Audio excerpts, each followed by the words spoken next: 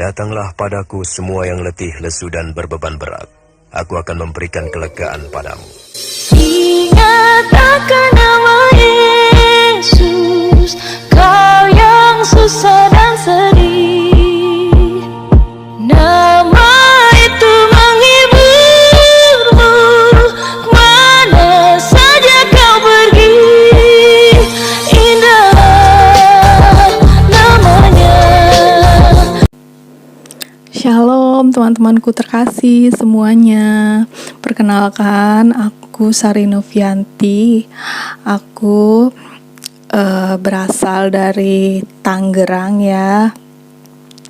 Aku basicnya dari Muslim dan keturunan dari kedua orang tuaku yang berasal dari suku Jawa gitu ya.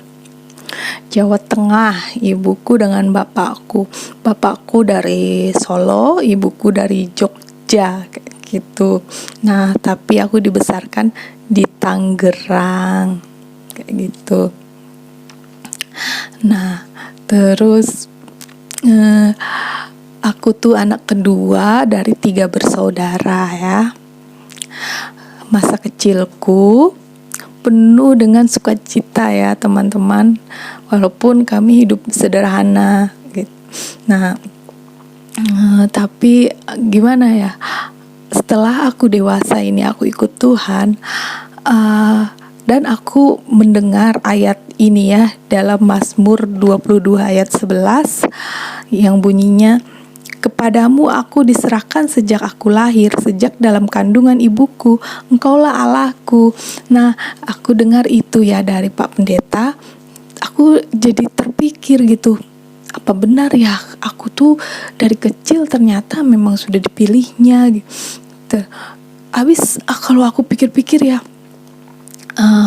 jejak hidupku itu memang seperti sudah mengarah untuk ikut Tuhan gitu. Nah, kan gini ya teman, aku punya teman tuh masih kecil, orang Kristen di depan rumah. Aku sering main sama dia gitu. Orang tuaku tidak fanatik. Cuma mereka menekankan batasan kayak gitu. Cuma nggak fanatik. Orang tuaku sama orang tua temanku itu juga begini ya, luar biasa. Toleransi, mereka saling antar makanan, rukun gitu, antar makanan, suka datang. Kalau ibuku ibuku iya nggak fanatik, pokoknya datang ke rumahnya, ngobrol kayak gitu, sama saling lah gitu ya. Terus aku main ke rumah, aku emang nggak masuk ya, aku tunggu di luar, mau nyamper temanku tuh mau main. Tapi aku heran ya, asal dulu aku masih kecil aku lihat salib di rumahnya itu, pokoknya kayak ada rasa gimana gitu ngelihat salib tuh, kayak pokoknya ada rasa gimana gitu, nggak benci, nggak ada rasa, pokoknya kesinisan atau apa yang bikin hal buruk memandang tentang salib tuh nggak ada di mindsetku tuh. Cuman itu salib ya, gitu aja aku, pokoknya aku mandangin aja. Nah ya gitu, tapi aku juga nggak tanya-tanya sih sama temanku itu. Nah kita main terus, singkat cerita, nah oh ya, ternyata bapakku ya punya buku komik ya, masih kecil juga itu, punya buku komik itu, komik para nabi gitu kan. Nah aku tuh kan orangnya kepo, nah aku bacain tuh dari kecil, aku yang paling detail gitu, kakakku enggak, aku yang pokoknya aku buka rak buku bapakku, aku bacain itu komik. Nah aku liatin, ini nabi apa, mukanya kok nggak dikasih lihat, ditutup bersinar gitu. Nah dari situ aja. Terus lagi juga tentang kalau ini hari raya umat Kristen ya, di TV kan dulu sering ditayangin film-film Kristen. Nah aku penasaran di situ, penasaran sekali. Nah, aku sering lihat, pokoknya aku yang paling lihat sendiri. Nah, yang lain enggak, tapi aku nyolong-nyolong gitu, seneng lihat film Kristen. Nah, gitu. Tapi di belakang ibuku teriak, "Kamu nonton apa, Ri?" Kayak gitu. Enggak, aku memang suka dari dulu masih kecil. Nah, terus pokoknya film Tuhan Yesus tuh aku suka banget memang nontonnya ya dari kecil. Melihat pemeran yang menjadi Tuhan Yesus tuh memang pantas banget memerankan itu, penuh karisma kayak gitu ya. Nah, dari kecil tuh aku melihat film itu tuh, melihat pas kejadian Tuhan Yesus mau disalib tuh udah mulai sedih dan terharu gitu ya, tapi bukannya ingin memperolok seperti yang saat ini aku hadapi nih. Banyak ya saudara-saudara kita lihat kejadian itu malah memperolok. Aku tuh bener-bener gak ada hal-hal kayak gitu dari kecil. Hanya aku heran dan aku sedih gitu loh kalau ingat itu gitu ya teman-teman. Nah, terus motif ya teman-teman, motif aku ikut Tuhan Yesus adalah pertobatan sejati, karena aku sadar ya aku itu manusia berdosa gitu ya. Dari jejak hidupku udah aku masih mulai mengenal dunia gitu loh. Masih kecil pun aku memang sudah mencoba-coba hal-hal yang gimana ya, ya itu menurut norma-norma agama itu dosa gitulah ya gitu. Kayak aku masih kecil, aku punya teman perempuan. Nah, teman perempuanku itu ngajakin hal-hal yang aneh gitu ya. Nah, itu di situ udah mulai aku merasa aku tuh berdosa ya. Tapi teman perempuanku itu terus ngajakin melakukan itu terus ya. Itu umurku masih SD gitu ya. Aku heran juga ya, tapi itulah pokoknya jalan aku harus ikut Tuhan Yesus ya. Terus juga SMP aku mulai kenakalan seperti ikut-ikutan teman obat minum kayak gitu ya. Aku ikut-ikutan, cuman nggak sampai yang sampai yang ketagihan sakau gitu, enggak. Aku cuman ikut-ikutan ya. Puji Tuhan nggak sampai yang kayak gitu. Nah, terus SMP SMA juga ya, aku tuh 3 bersaudara. Aku perempuan di tengah. Kakakku perempuan tuh orangnya patuh sama orang tua. Nah aku ini yang anak kedua. Aku sering pulang malam SMA, padahal kan sore itu harusnya udah pulang ya, sekolah siang, sore itu udah pulang. Nah, aku tuh ikut pulang malam sama temanku, diajak nonton band atau ke rumah teman nongkrong gitu. Pokoknya itulah aku ya dahulu termasuk kayak gitu. Orang tua tuh di rumah sampai khawatir gitu kan, nungguin nih si Sari belum pulang gitu. Nah, sampai di rumah dimarahin sama bapakku kayak gitu. Nah, itu juga membuat tambahan dosa aku ya. Aku merasa betul-betul kecewain orang tua. Tapi ya hal-hal kayak gitu diulangi lagi, padahal udah tahu salah, diulangi. Nah, gitu. Terus lulus sekolah, aku langsung dapat kerja. Nah, aku bantu orang tua. Terus tapi kenakalanku juga masih terus berlanjut ya pas sekolah itu, pas kerja. Karena bareng teman-teman juga. Nah, kan di posisi di tempat kerja itu bukan hanya kerja, karena kita tahu ya biar kerja lancar atau gimana, temanku, ini dari temanku. Tapi aku tuh orangnya memang bergaul ya, mungkin dari bergaul. Nah, jadi teman-teman yang aku mau angkat di sini tuh adalah tentang dosa perselingkuhan ya teman-teman. Karena hal itulah yang aku alami. Aku alami hingga akhirnya aku ditangkap Tuhan, hingga akhirnya aku betul-betul menyerahkan diri kepada Tuhan ya teman-teman. Karena hal itu tuh betul-betul bikin gak nyaman. Ya, dosa seperti itu tuh aku lakukan lumayan panjang ya. Dari awal aku menjadi salah satu pengganggu rumah tangga orang waktu statusku masih lajang. Aku itu adalah pengganggu rumah tangga orang ya, sampai hampir rusak ya rumah tangga orang itu ya. Kalau aku ingat Tuhan, untung dulu enggak sampai membuat rumah tangga orang itu hancur, untung banget. Nah terus singkat cerita aku sudah menikah. Nah, aku menikah itu juga aku nggak begitu full mencintai laki-laki itu ya. Aku nggak begitu full karena apa? Ya namanya dulu kan ada suatu kayak kriteria gitu kan, yang di benakku tidak ada di dia gitu. Jadi aku tuh kurang.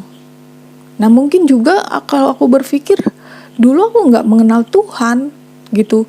Jadinya aku nggak bisa mencintai full pasangan hidupku gitu, walaupun dia punya kekurangan kayak gitu ya. Dulu aku nggak mengenal Tuhanku. Mungkin kalau sekarang aku ya, karena aku udah kenal Tuhanku, Tuhan Yesus, mau dapat yang seperti apapun, yang penting orang itu baik dan satu iman dengan saya dan benar-benar mau menyerahkan diri kepada Tuhan Yesus, terus bersaksi tentang kebesaran Tuhan. Aku akan betul-betul mau hidup sama orang itu sampai akhir gitu ya. Nah singkat cerita teman-teman, aku dulu yang belum mengenal Tuhan gitu ya, aku tuh melakukan dosa terus teman-teman. Pernikahanku aku cacatin sama diriku ya. Cacatin seperti apa? Aku tuh di belakang suamiku aku main.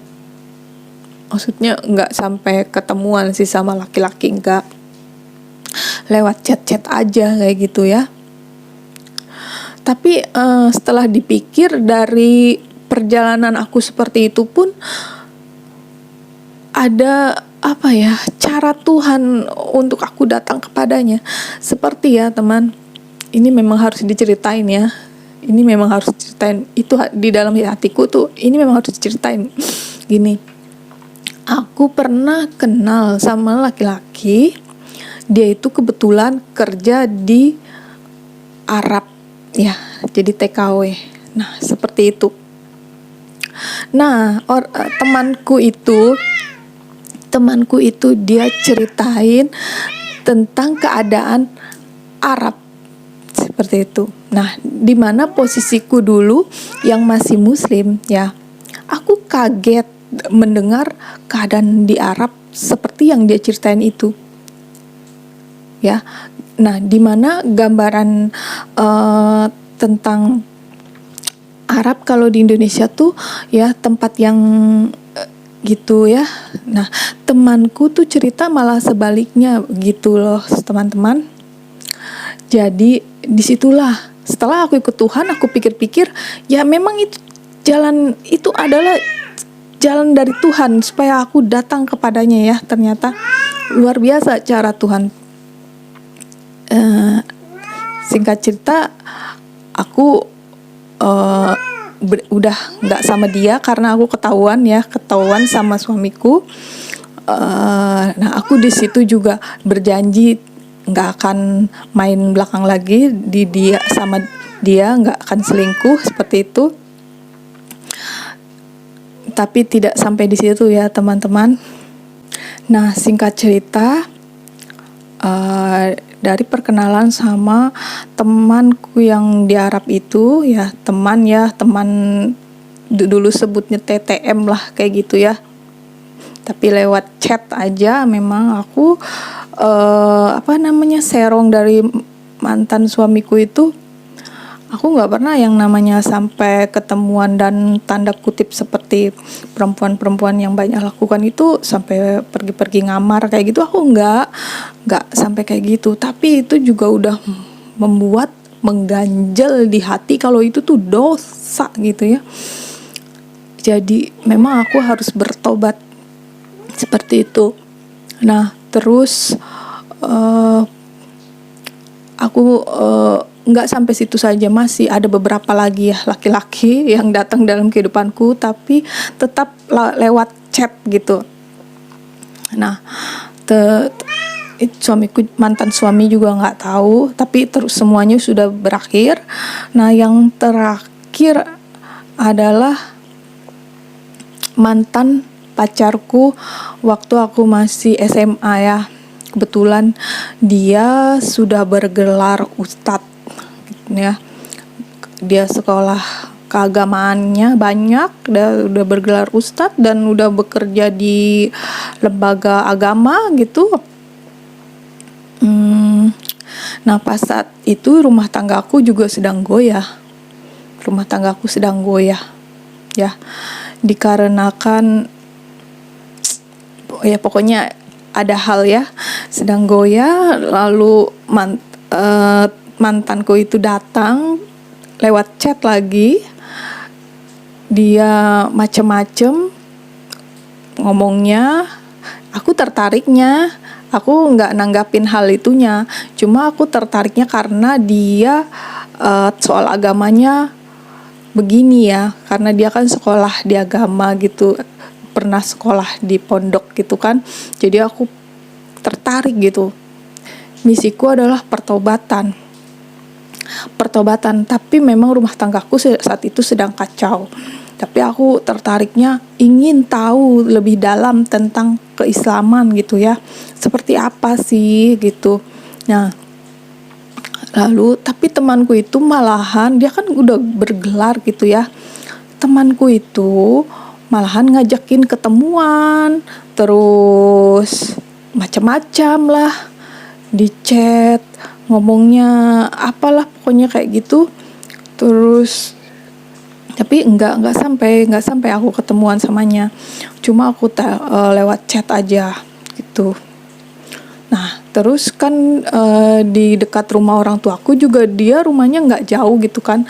Aku dengar kabar dari orang tua, kalau di lingkungan namanya tuh baik sekali, nggak begitu, nggak tanda kutip. Nah tapi aku herannya pas chat sama aku tuh kok gitu terus. Jadi ya itu termasuk ya jalanku buat datang sama Tuhan.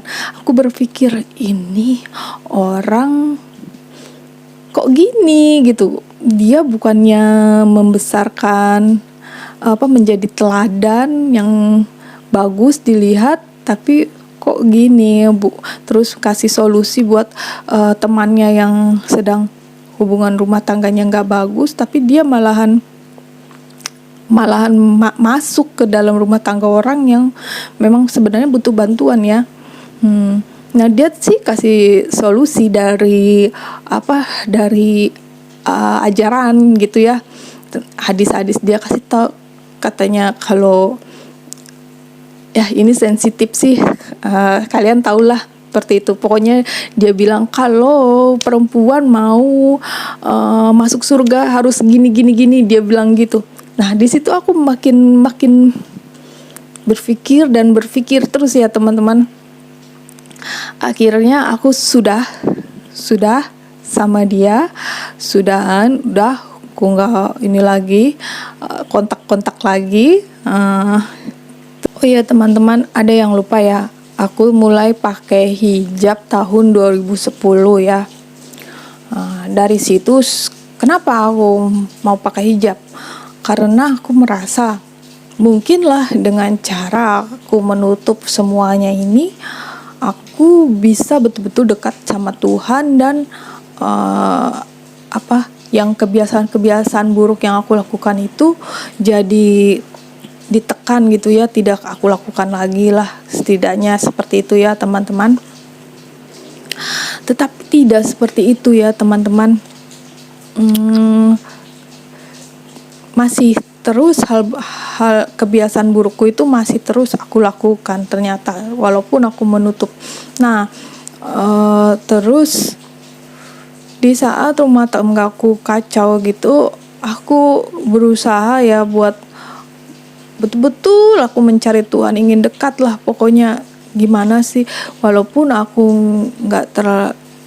nggak fokus sama suamiku itu, mantan suamiku itu, tapi aku betul pokoknya ingin mencintai Tuhan lah supaya rumah tanggaku ini selamat kayak gitu ya. Nah, aku ikut pengajian semua ya, supaya apa? Supaya aku bisa betul-betul mendapat pengarahan gitu. Ada sesuatu yang dapat aku ambil dari acara-acara seperti itu. Bukan pengajian aja ya teman-teman, aku juga jalanin puasa. Tapi yang namanya puasa sih, sebelum aku mau bertobat, aku memang senang puasa orangnya ya. Kayak Ramadan itu aku paling senang, full aku kalau puasa Ramadan gitu. Terus sama sholat sunnah itu juga pun aku senang. Aku udah jalanin dari sebelum aku mau bertobat. Jadi aneh ya teman-teman, kalau mau diceritain, masih suka berbuat dosa tapi lakuin hal-hal puasa, sholat sunnah kayak gitu ya. Kayak lucu juga kalau kita diingat-ingat. Tapi ya itulah. Nah, tapi fullnya ini pas aku bener-bener mau fokus bertobat lah, barulah aku full sholat sunnah ya, full sampai ini, terus sama puasanya gitu kan. Tapi nggak tahu ya, memang aku sudah dipilihnya ya, ternyata aku dimerdekakan sama Tuhan. Awalnya sih bisa kenal ajaran Tuhan Yesus gini. Aku kan medsos juga salah satunya ya teman-teman. Pas pertobatan itu, aku tuh posting di Facebookku semua tentang keislaman lah gitu, tentang ceramah-ceramah ustadz tuh aku postingin di Facebookku ya, sama tentang kebesaran Nabi gitu ya, aku postingin lagu-lagunya, postingin. Nah, aku nggak sengaja tuh scroll di Facebook grup debat Kristen nama Islam kayak gitu ya. Nah, aku scroll, aku nggak mau lah lihat ya beberapa kali. Nah, terus beberapa kali sering banget lewat itu grup debat. Nah, akhirnya aku penasaran lah, ini kok lewat terus sih, padahal aku nggak ada teman yang gabung di situ. Nah, aku masuklah di grup debat itu, aku lihat lah postingannya itu dari tempat saya yang dahulu ya, Muslim. Postingannya itu pokoknya bilang apa ya, Yesus digantung di kayu salib pakai kolor kayak gitu ya kata-katanya. Terus komennya tuh aku lihat, dari situlah yang aku lihatin komennya. Kalau dari Kristen itu komennya penuh kasih gitu, pokoknya komennya nggak ada yang membalik ngatain hal-hal yang mengumpat, itu nggak ada dari Kristen itu. Nah, kalau dari pihak saya yang dahulu bukan main. Nah, kesan dari aku pas kulihat grup percakapan di grup debat itu ya, balas-balas komen di grup debat itu, ya kesan yang aku ambil adalah kok dari tempatku ya, kalau balas komen itu kata-katanya tuh mengumpat gitu. Sedangkan dari pihak Kristen sendiri kalau menjawab komen itu kasih ayat, data kayak gitu ya. Terus kata-katanya juga santun gitu. Nah, setelah aku ikut Tuhan, yang aku pelajari adalah bagaimana mereka bisa bicara santun. Dari mana mereka bisa bicara santun? Ternyata Alkitab yang mengajarkan ya. Itu pun terjadi sama diri saya ya. Ya, dulu saya juga tidak bisa berkata-kata yang bagus gimana gitu. Nah, setelah aku tahu isi Alkitab, aku baca, memang kata-kata di Alkitab itu pun juga mendidik gitu ya. Pokoknya kan karena ini ditulisnya pakai bahasa Indonesia dan kata-katanya pun itu bisa mendidik kita supaya kita bisa berkata-kata seperti yang ada di Alkitab ya, seperti yang ada tulisan gini, apabila mereka hendak mendatangkan. Nah kan kayak gitu kan, bahasanya itu bagus gitu ya, bahasa Indonesia, bukan yang bahasa-bahasa dunia yang ngatain ya, mengumpat lah kayak gitu. Nah disitulah teman-teman mungkin aku Tuhan menuntunku ya, mungkin tercurah lah supaya aku mengenalnya gitu. Nah terus ada teman dari grup itu add aku gitu, dia add aku.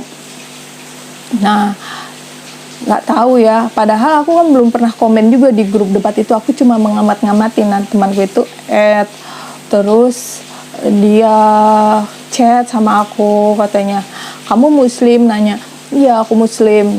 Nah terus gini tapi aku terbesit gitu loh, dia kan Kristen, aku terbesit di pikiranku karena aku yang banyak dosa itu. Aku berpikir, aku juga kenapa ya aku kok berpikirnya kayak gitu, aku juga heran, nggak tahu datang dari mana itu pikiran.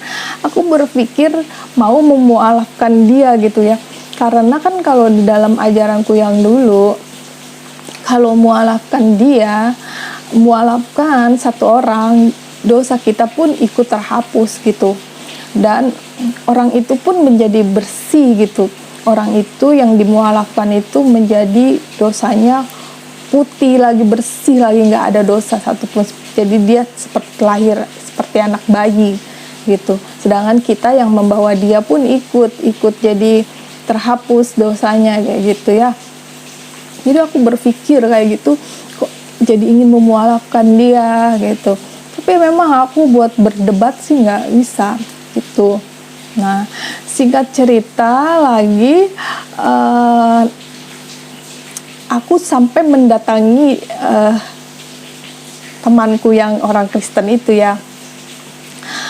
Aku mendatangi temanku itu dan aku sampai tinggal di dekat tempat dia tinggal kayak gitu ya. Iya teman-teman, saking aku merasa ya dosaku ini banyak gitu, susah untuk pokoknya dosa ini betul-betul membelenggu gitu ya. Jadi aku kayak mengambil jalan pintas supaya gimana. Nah jadi aku betul-betul ingin memualafkan temanku itu. Aku datang ke dekat tempat dia tinggal ya. Aku bawa semua peralatan muslim, hijab, buku-buku, kitab Al-Quran gitu kan, aku bawa semua tuh. Tapi sebelum aku datang pun, aku juga sudah kayak menguatkan imanku dengan aku lapaskan nama-nama Allah terus-menerus melalui zikir kayak gitu ya, pakai tasbih gitu di perjalanan sebelum aku sampai ke tempat temanku itu. Pokoknya aku berzikir terus supaya aku kuat, bukan aku yang ikut dengannya, malah sebaliknya dia yang harus ikut aku kayak gitu ya. Nah, tapi ya mungkin itu juga memang sudah jalan Tuhan. Aku sampai di sana, ternyata di dekat tempat dia itu ada gereja gitu ya. Gereja kecil gitu. Aku juga nggak berpikir buruk sih tentang gereja, aku nggak berpikir buruk. Cuma yang tertanam di terlintas di kepalaku itu kata-kata dari ustadz-ustadz yang pernah ceramah gitu ya di sini tentang gereja begini-beginilah, tentang kekristenan begini-beginilah gitu kan. Tapi kalau prinsipku itu selama apa yang disampaikan maupun itu dari siapapun yang paling tinggi ya, kalau tidak sesuai dengan hatiku itu tidak aku ambil kayak gitu. Itu prinsipku yang masih aku pegang sampai sekarang. Kalau tidak sesuai dengan hatiku itu tidak aku ambil kayak gitu ya. Nah, di situ juga yang mungkin akhirnya aku ditangkap Tuhan, puji Tuhan, haleluya ya. Kan di sana itu bukan hanya dia yang Kristen ya, banyak gitu ya. Aku kuat sekali inginanku untuk memualafkan dia. Tapi apa? Dia malah ajak aku debat, tapi ngajak aku debat dengan santainya gitu. Tidak pernah menghakimi aku, malah nggak ngatain keislaman kayak gini, enggak gitu. Dia cuman kasih referensi tentang Tuhan Yesus, begini bla bla bla, kebesaran Tuhan Yesus kayak gini. Nah, dia suruh sandingkan dengan ya kayak gitu, sandingkan dengan yang ada di kitab Quran. Nah, singkat cerita akhirnya aku udah tutup. Aku nggak mau debatin kayak gitu lagi. Pokoknya aku tetap mau Muslim sampai akhir hayat. Aku udah ngomong kayak gitu ya. Agamaku nggak bisa diganggu gugat. Ya agamamu. Aku kayak gitu kan. Ya selama itu pun aku nggak ada kata-kata mengumpat untuk kekristenan. Nggak ada. Dari mulutku itu nggak keluar kata-kata seperti itu ya teman-teman. Nah, sudah fix kita nggak berdebat lagi ya. Nah, tapi belenggu dosa itu terus menghantuiku teman-teman. Belenggu dosa-dosa masa lalu yang pernah aku lakukan itu, seperti perselingkuhan itu terus menggerogoti aku gitu loh. Aku di sana iya kerja, tapi setelah kerja gitu aku di dalam kamar itu seperti terbelenggu betul-betul, yang kayak iblis tuh menekan aku betul-betul. Kamar tuh kayak rasanya kamu salah, kamu begini, kamu gini, udah gitu. Itu di kepalaku itu seperti memojokkanku terus tuh di kepalaku tuh, iblis tuh berperang terus. Kamu buruk, kamu ini, kamu pokoknya dosamu banyak, udah nggak bisa diampuni gini. Itu bikin aku ya ampun, pokoknya down banget ya teman-teman. Nggak tahu lagi. Iya teman-teman, dosa itu ya, dosa itu kalau kita pelihara dan kita kayak nggak mendapat solusi, itu berubah menjadi iblis yang mengintimidasi kita di kepala, di hati, kayak gitu ya. Jadi iblis itu kayak ingin kita antara bertobat sama kembali ke sana lagi. Nah, tapi bertobatnya itu yang seperti apa gitu? Yang pertobatan yang membawa ketenangan atau yang masih membuat tidak yakin dosamu sudah diampuni belum gitu ya.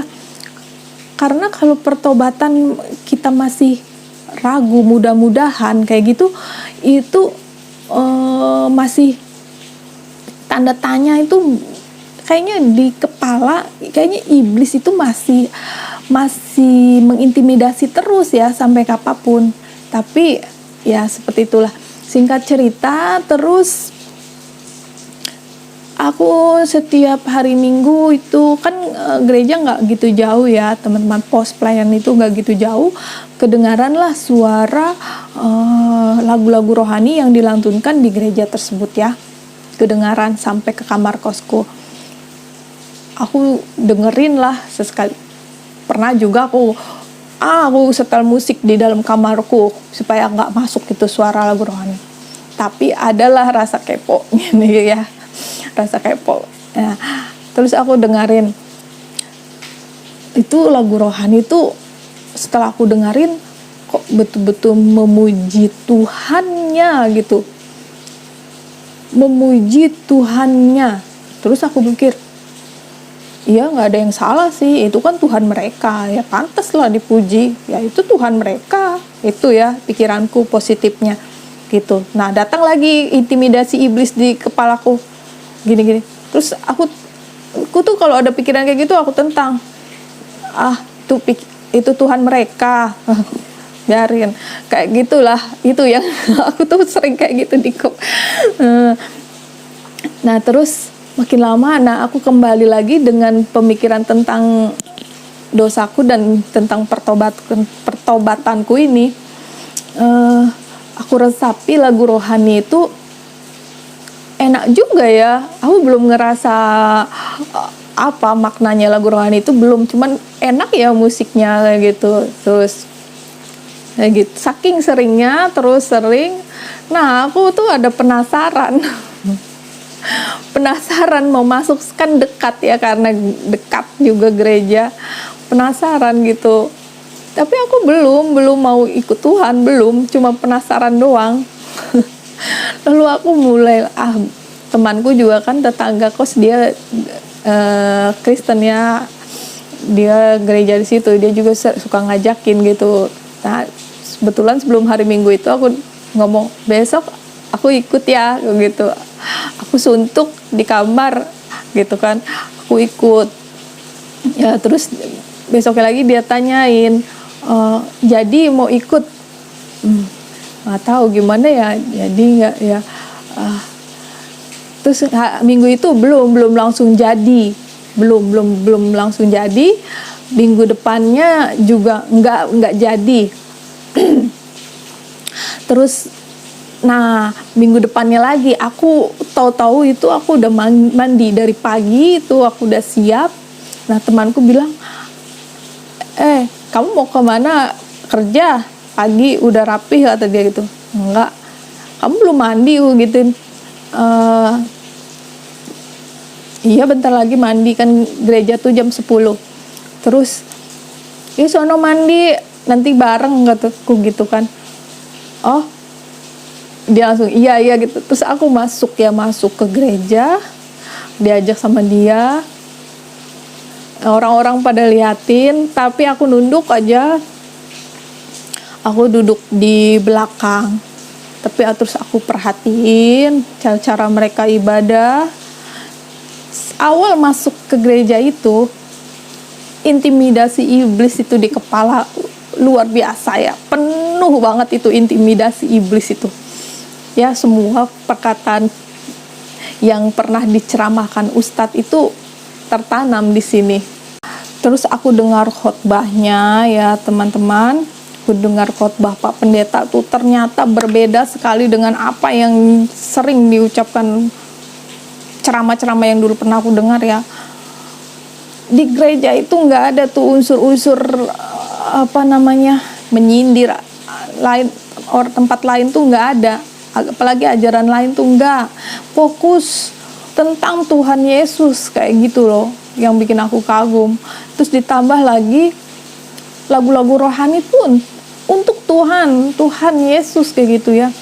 Memang aku belum kenal Tuhan Yesus saat itu, cuman aku penasaran aja gitu sama ajaran Kristen ya gitu. Nah udah nah terus pas ada khotbah pendeta yang pokoknya tentang dosa sih ya, dia membawakan tentang dosa. Tiba-tiba aku tuh menangis gitu loh teman-teman, menangis yang gak henti-henti, yang sampai banjir gitu loh, air mata luar biasa. Udah gitu ditambah lagi dengerin lagu rohani itu, aku menangis terus. Temanku tuh sampai bingung ngelihatku. Kamu nggak apa-apa? Temanku bilang, punya aku nangis tuh, luar biasa ya teman-teman. Emang kalau dibilang itu gereja itu adalah bengkel rohani, tepat banget lah kalau aku bilang. Buat siapa orang-orang yang mentalnya maksudnya yang pernah bermasalah ya kehidupan rohaninya, masuklah ke gereja, itu luar biasa. Itu betul-betul bengkel rohani menurutku loh teman-teman. Luar biasa. Aku betul-betul takjub gitu dan bersyukur dikasih kesempatan untuk masuk ke dalam ajaran ini, yaitu Kristen, menjadi pengikut Kristus. Itu adalah anugerah banget menurutku ya teman-teman. Nah, saat itu aku belum ikut.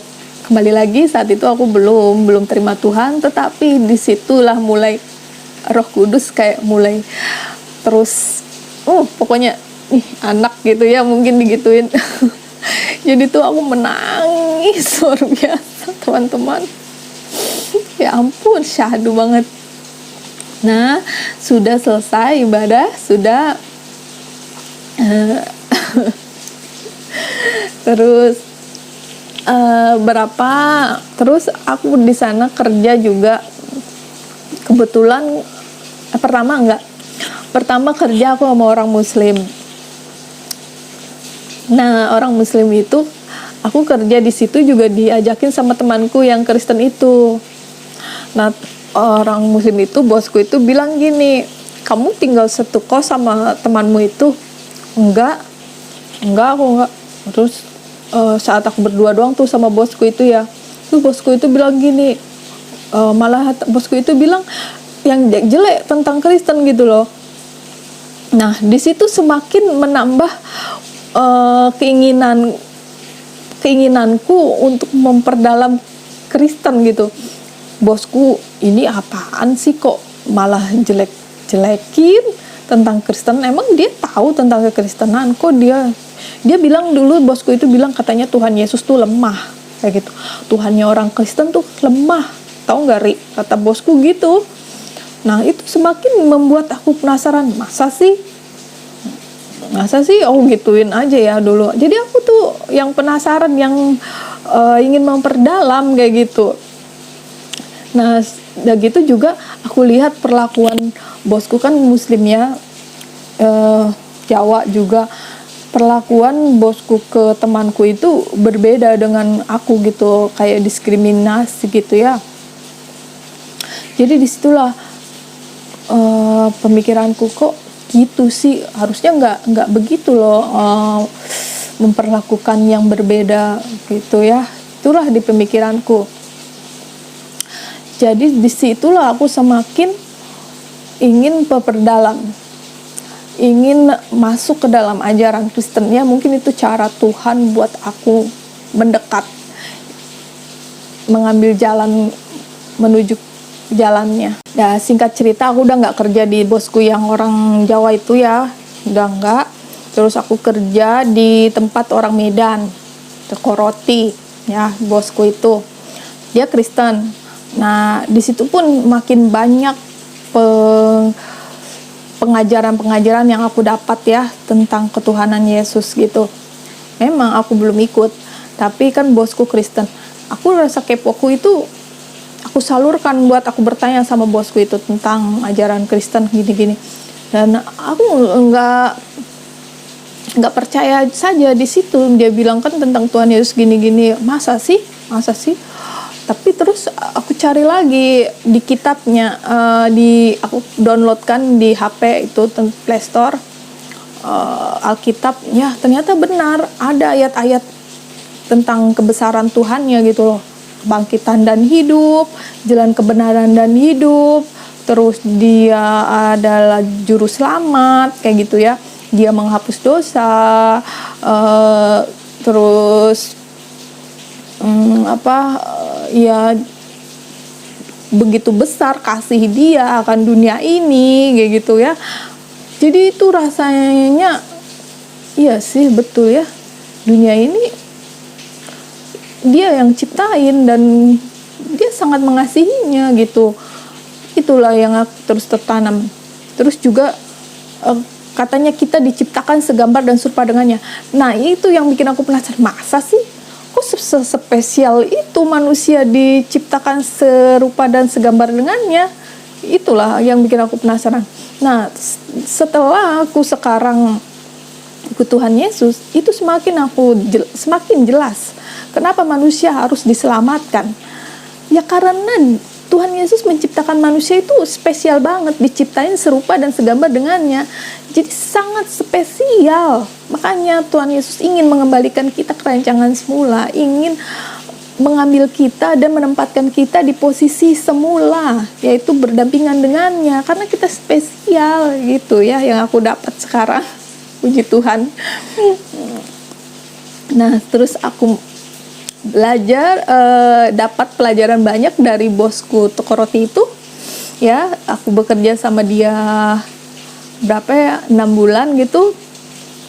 Banyak pelajaran aku dapat dari dia. Singkat cerita, akhirnya aku memutuskan untuk dibaptis ya teman-teman.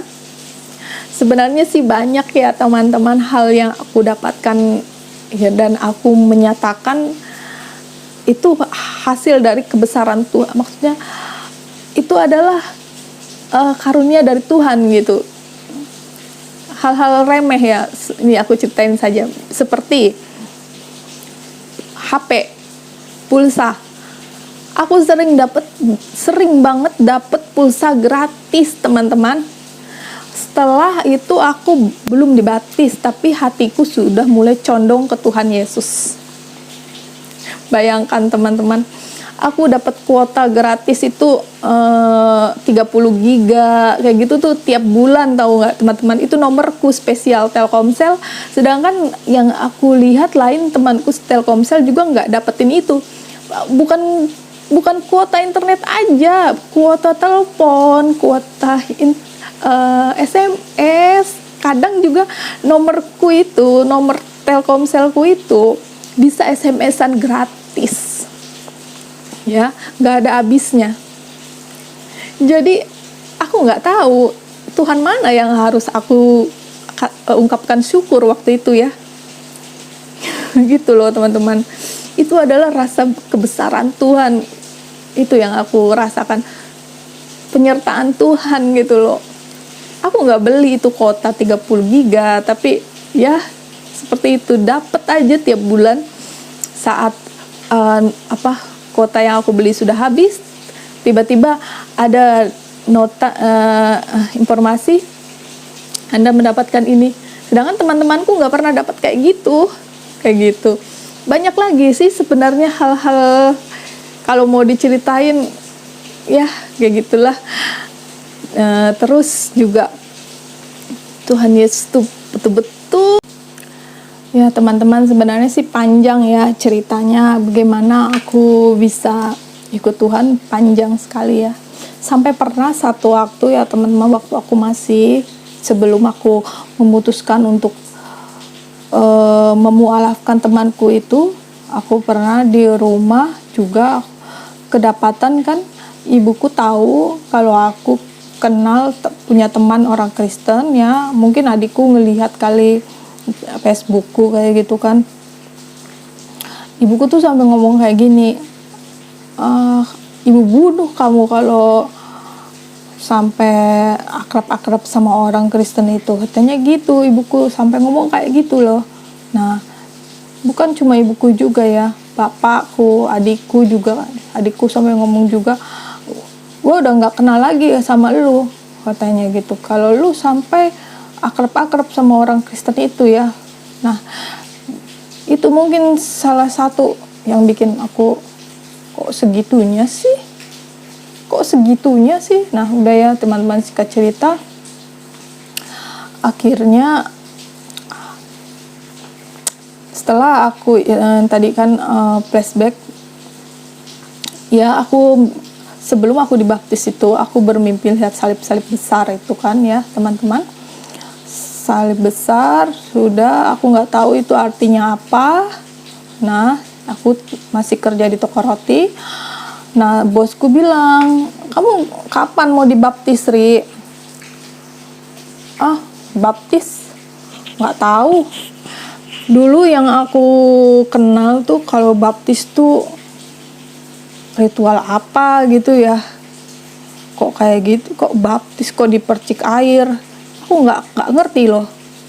Aku belum ngerti makna baptis itu ya. Nah, terus bosku tuh bilang kalau dibaptis tuh gini apa supaya kita diperbaharui. Pokoknya bosku bilang kayak gitulah. Terus tapi nggak ngena juga apa yang bosku bilang itu. Nah, terus aku sebelum dibaptis, bosku bilang kamu nanti, ya bosku bilang kamu kapan dibaptis? Aku nggak ngerti ya baptis itu apa sih maknanya. Lalu bosku jelaskan kayak gini ya, kayak gini ikut Tuhan Yesus, kayak gini diperbarui. Kalau baptis itu berarti kita menjadi ciptaan baru. Nah, aku juga nggak ngerti ciptaan baru tuh apa sih, aku nggak ngerti. Nah, yang terfokus di kepala aku tuh cuman ingin pertobatan sejati aja gitu, dosaku terhapuskan dan belenggu-belenggu yang sering aku alami, yang bikin aku terpuruk itu pas gitu, hancur gitu. Itu aja yang aku ingin. Ya udah, ya akhirnya aku bilang iya aku mau dibaptis, Pak, kayak gitu. Ya udah, terus temanku juga bilang di gereja mulai ada tuh pendaftaran siapa yang mau dibaptis ya, tapi ikut katekisasi dulu 6 bulan. Nah, katanya kamu mau daftar lah, kata temanku gitu kan. Ya udah, aku mau daftar aku. Akhirnya aku ikut katekisasi ya 6 bulan. Nah, di situ pembelajaran tentang Tuhan Yesus. Aku sih belum tentang ayat-ayat firman Tuhan itu belum sepenuhnya yang aku mengerti gitu loh. Yang aku mengerti cuma begitu besar kasih karunia Allah akan dunia ini, hingga tentang penebusan dosa itu aja yang aku mengerti dan aku memaknai begitu luar biasanya di sanubari ini gitu loh teman-teman. Karena aku manusia berdosa ya, dosa-dosaku yang dahulu gitu loh. Gitu. Akhirnya ya aku daftar dan ya 6 bulan aku ikut katekisasi. Udah selesai katekisasi. Nah, di toko roti itu aku bilang sama bosku bilang, kamu mau kasih apa nanti pas acara baptis? Kan masih 1 minggu tuh. Nggak tahu, orang juga nggak ada uang gitu kan. Terus kata bosku, ngomong aja. Terus ya udah, kalau bapak mau bikinin roti ya udah bikinin aja, aku kan nggak tahu gitu. Terus ya udah, terus nah kan minggu tuh aku mau dibaptis. Terus hari Jumatnya ya bosku bilang besok kita bikin roti buat kamu hari Minggu ya. Terus pas hari Sabtu itu sepi sekali toko rotinya teman-teman. Sepi banget dari pagi ya, gak ada yang beli gitu ya. Padahal di etalase penuh gitu. Terus bosku bilang, aduh gimana ya, waduh santai lah Ri, biarin. Nah gitu, terus iya Pak. Pas udah jam 2 sore datang orang, langsung borong rotinya bosku itu, etalase semua sampai bersih. Dan langsung bosku bilang, wih haleluya nih Ri, ini rezeki kamu buat besok kamu dibaptis tau. Oh iya ya Pak. Luar biasa ya Pak, dari pagi udah kosong, nggak ada yang beli. Ternyata jam 2 ini baru datang orang buat beli. Gitu. Iya puji Tuhan, sampai bersih tuh orang borong semua, Bu. Dia mau buat acara kayak gitu. Nah, udah sore besok saya dibaptis. Nah, saya dibaptis Teman-teman, dibaptis itu gimana ya? Walaupun aku nggak ngerti, yang belum begitu mengerti ayat-ayat firman Tuhan tuh, itu dibaptis tuh ya bener kayak dosa-dosa tuh pada jatuh gitu, belenggu-belenggu dosa tuh jatuh gitu. Menangis, aku luar biasa menangis. Ya, aku baptis percik. Itu dosa tuh kayak pada berjatuhan tuh. Aku yang menangisnya paling-paling loh teman-teman saat baptis itu. Tahu, luar biasa pokoknya. Bengkel memang ya, gereja itu adalah bengkel rohani. Ya, aku dibaptis itu bulan Maret 2019 ya teman-teman. Jadi saat ini aku udah 4 tahun ikut Tuhan Yesus, jalan 5 tahun. Nah teman-teman, setelah aku dibaptis, keluargaku memang belum tahu ya. Tapi setelah aku dibaptis itu, aku lebih ke dalam memaknainya karakter ya, perubahan karakter. Seperti yang dikatakan, kita ini adalah ciptaan baru ya. Kalau kita ikut Tuhan Yesus adalah ciptaan baru ya.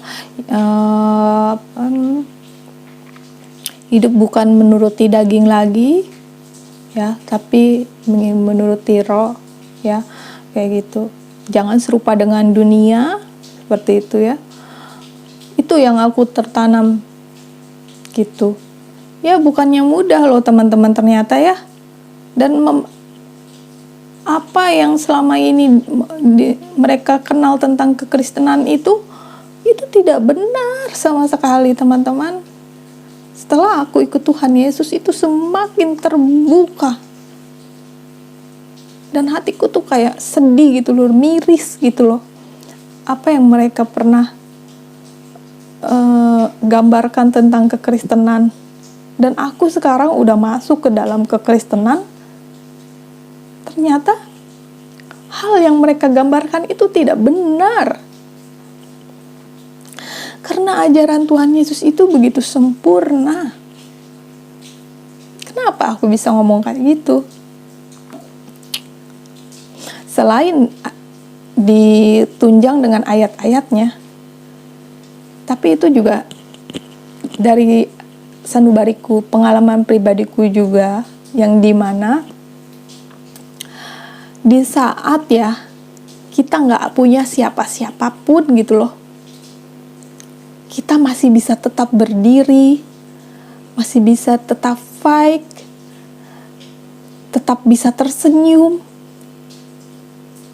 Itu dari mana coba? Cuma dari ayat-ayat firman Tuhan.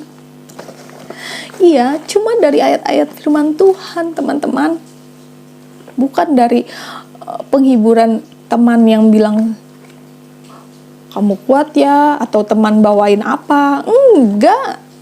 Ayat firman Tuhan yang bikin kita kuat, bikin kita tegar. Dan juga